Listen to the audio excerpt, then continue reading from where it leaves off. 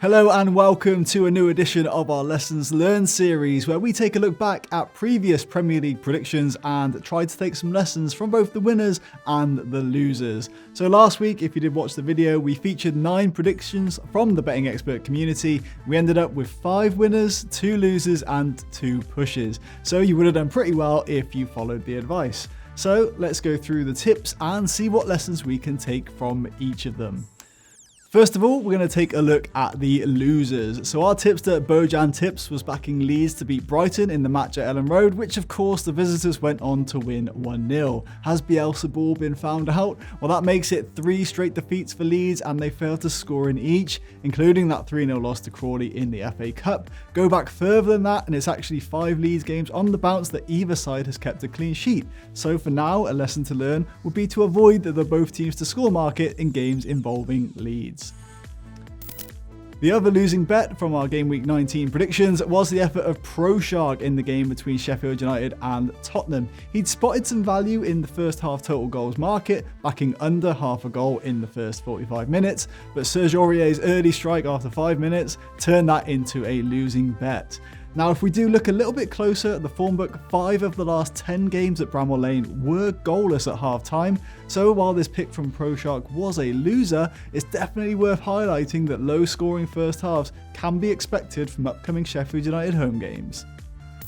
The biggest match of the weekend saw Liverpool host Man United in what turned out to be a pretty dull encounter, with both teams effectively cancelling each other out. Now, our champion tipster, the Trollman Shah's advice was to back Man United on the draw no bet market, which if you followed it resulted in getting your stake back. For us, that was a really good bet given the poor form that Liverpool have been in. That's actually 3 games on the bounce in the Premier League where they've not scored. So the lesson here looks to be avoid backing Liverpool at the moment. The other tip that would have got your money back if you followed it was to back Chelsea -1 on the Asian handicap against Fulham via our tipster Nieda. Chelsea looks like another team to avoid backing at the moment due to their inconsistency and, let's be honest, under-delivering considering the amount of money that Frank Lampard has shelled out on new players.